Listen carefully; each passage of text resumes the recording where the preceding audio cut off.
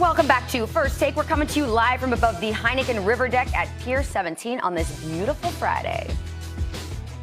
And speaking of New York Knicks all-star forward Julius Randle has agreed to a 4-year, $117 million contract extension, elevating his deal's total value to 5 years, $140 million, and it is well-deserved. Randle had a breakthrough season for the Knicks, earning the NBA's Most Improved Player award and second-team All-NBA honors on his way to leading the franchise back to the playoffs with a 4th seed in the Eastern Conference.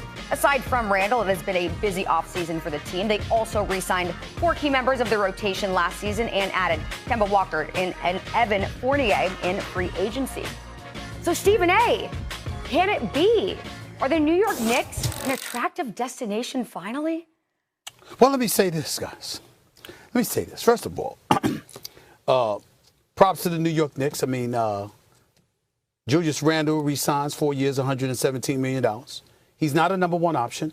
As a result of that, I didn't want to see 180 to 200 million, which he wasn't eligible for. His extension was going to be 4 years in that ballpark. I think that's about right in today's NBA economy. I love the fact that they retained Derrick Rose. Kemba Walker's a nice pickup. I still have concerns about his knees, not his game, because if his knees are healthy, the brother's good for 20 a night, and clearly he's a guy that can create his own shot, unlike Reggie Bullock and those other guys. So him and Fournier definitely can create their own shot and will help elevate the Knicks' perimeter play.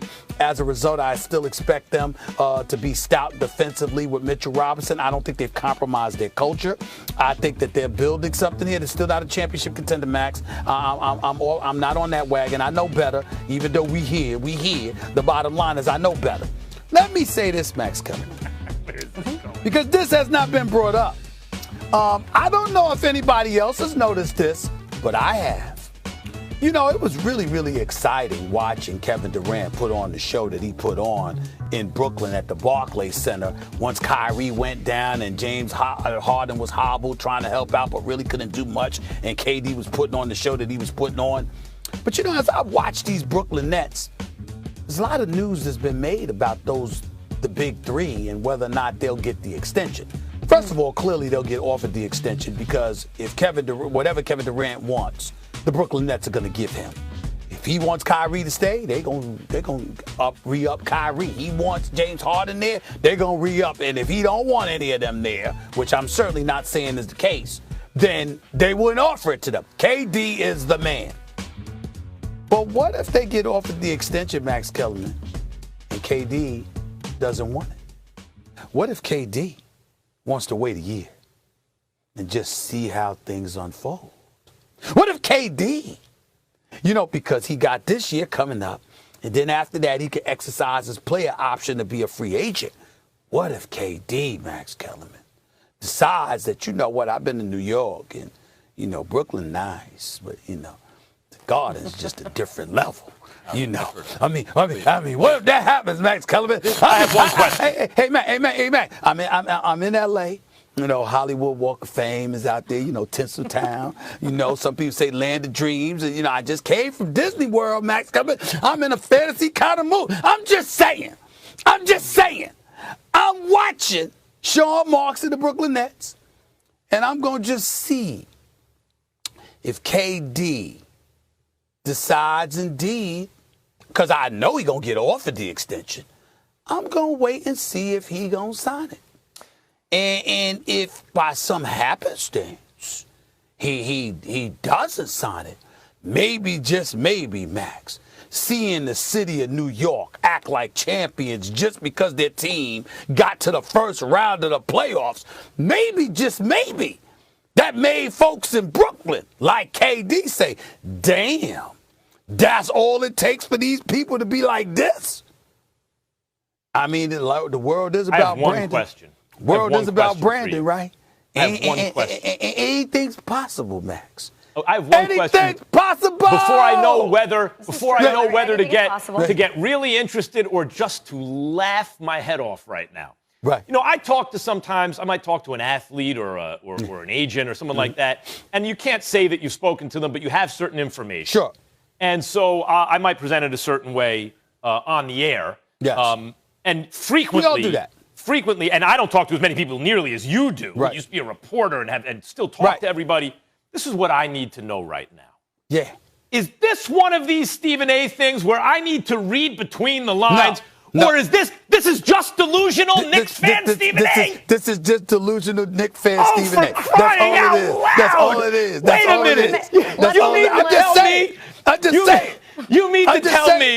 You mean to tell me that Kevin Durant, after all the injuries and they flamed out in the playoffs in Brooklyn, Kevin Durant, who's starting a legacy that the Brooklyn Nets haven't had since they've been in the NBA. Right. The Nets had it in the ABA with Dr. J. They were actually the last team to win a championship in New York when they were on Long Island, 1976.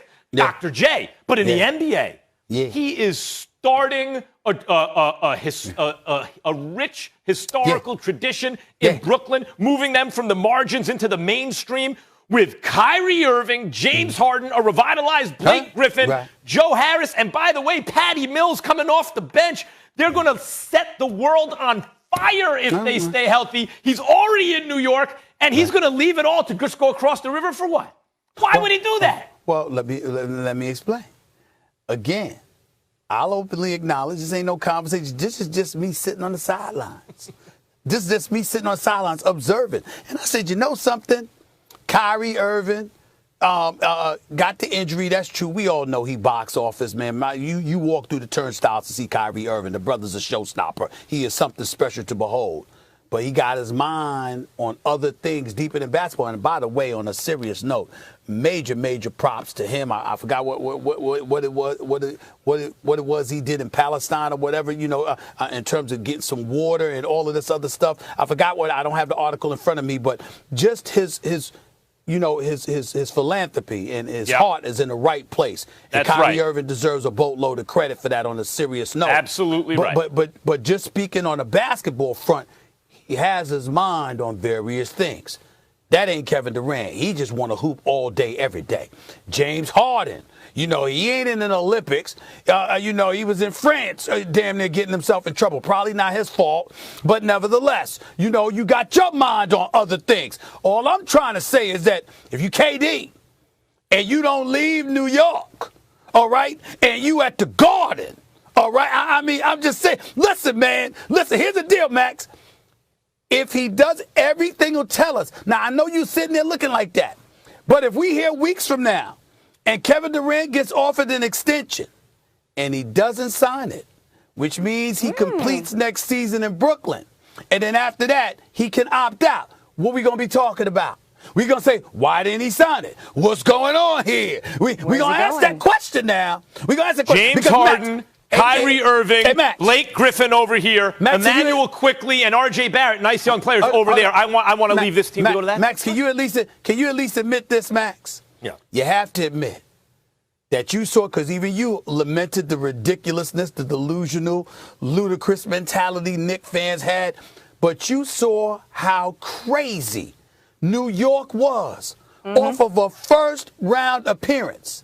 You didn't see, listen, man, we saw a beautiful, nice crowd enjoying an electrifying performance by KD in the postseason.